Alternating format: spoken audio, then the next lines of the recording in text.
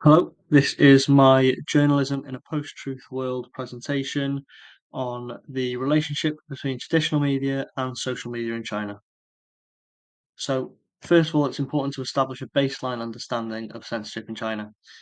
China has long been considered one of the world's most restrictive media environments, relying on censorship to control the flow of information via news and online platforms such as social media to the Chinese public. The Chinese government has long kept tight reins on both traditional and social media to avoid any potential scrutiny of its authority and of its government. Its methods of involving this media control include using monitoring systems and firewalls online, and shutting down news publications or websites that authorities deem to spread controversial information. And this often results in jailing journalists or bloggers or even activists who disobey existing media legislation.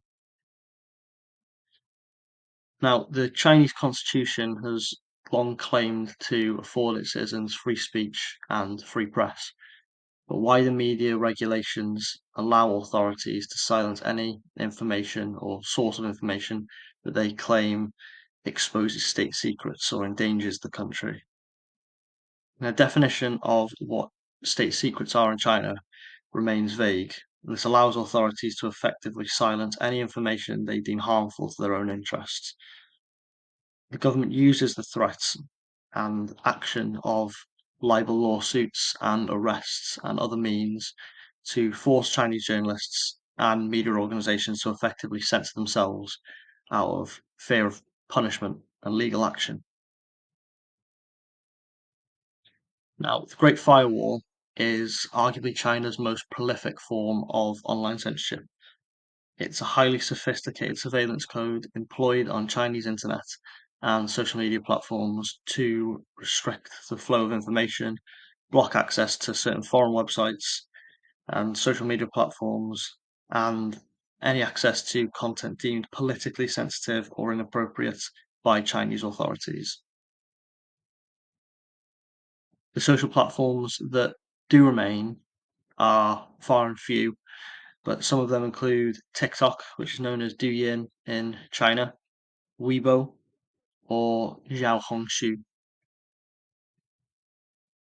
Now, the history of internet and social media censorship and restriction in China is quite long and complex, but I've tried to condense it into its main relevant talking points here. So, in May of 2010, China issued its first regulation of the internet and of internet-based media content. So the ruling called for what was known as internet sovereignty that seized to establish existing Chinese media regulations on the internet.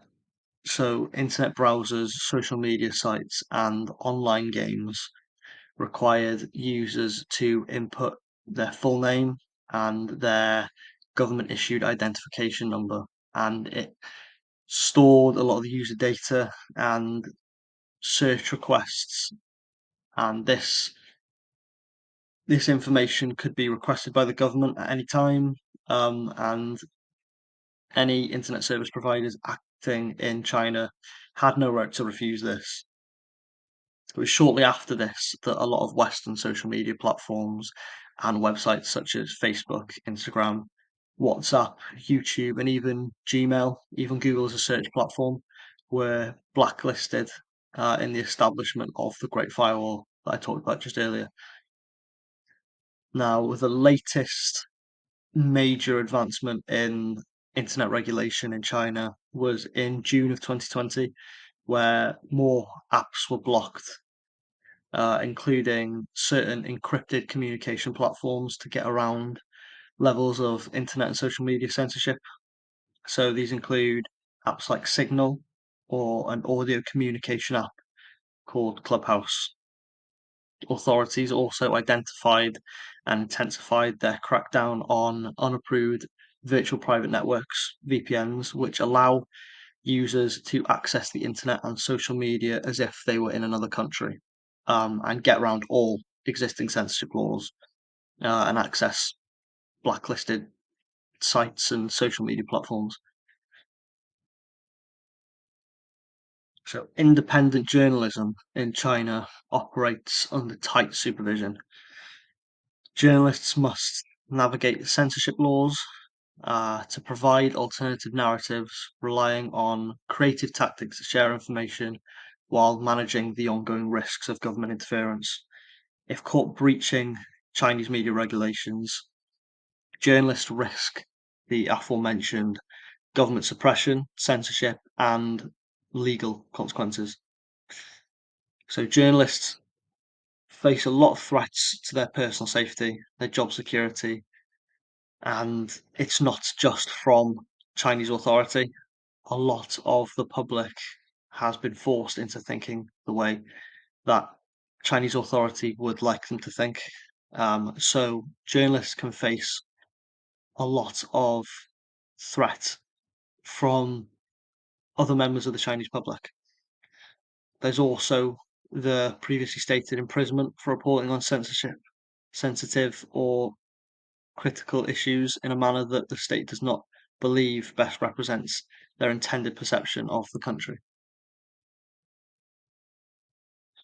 So, social media journalism is also quite complicated.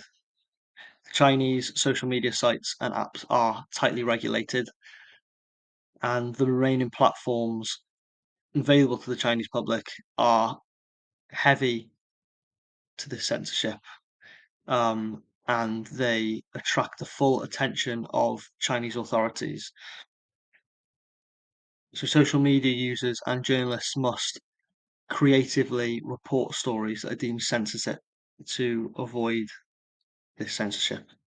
Specific words and phrases are commonly auto-censored by social media platforms, and journalists have been known to use substituted language or encryptions to discuss re- and report events that are immediately taken down. So one of them was the Tiananmen Square massacre, which was a phrase automatically targeted by the firewall and removed from social media platforms without review.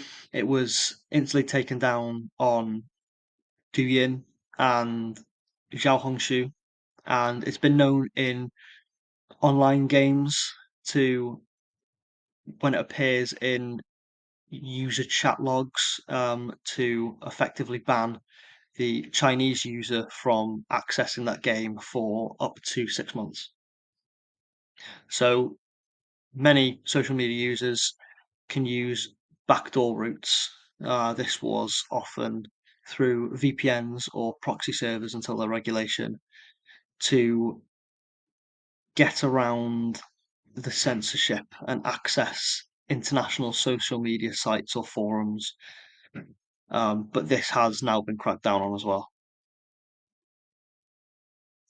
So there are a number of methods that the Chinese government uses to challenge the influence of social media journalism. So this was primarily blocking VPNs, which was the main source of circumventing internet censorship and accessing international platforms.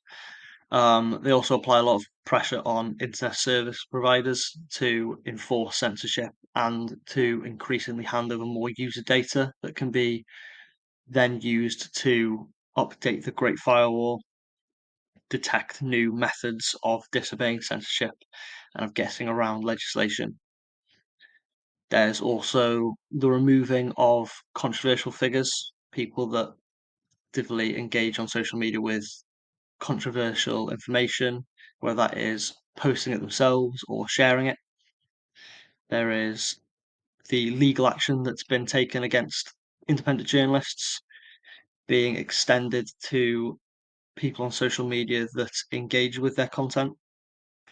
There's also limiting any international presence on social media. So, obviously, the main example of this was removing international social media platforms, removing international search engines, but also making the social media platforms that remain in China exclusive to the Chinese public.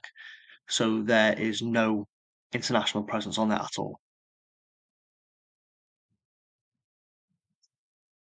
So the future of traditional and social media in China is inherently expected to be influenced by increasing censorship laws and government control. Advancements in technology such as AI, generative AI, and deepfake technology will likely result in more sophisticated and intelligent censorship software. But what is promising is it will also drum up more creative censorship workarounds and encryption software. The government will most likely increase their threshold over tech companies and internet service providers to leverage its position of power to shape the policies inside these internet service providers and tech companies to align more with the existing media regulation laws and internet regulation laws. There is hope, though, that the challenges to censorship will continue and that the efforts of people trying to circumvent censorship will expose the restrictions and report on censored topics and material. Ultimately, the trajectory of censorship and its defiance in China will depend on those who choose to fight it and choose to take on punishment. And that is it. Thank you.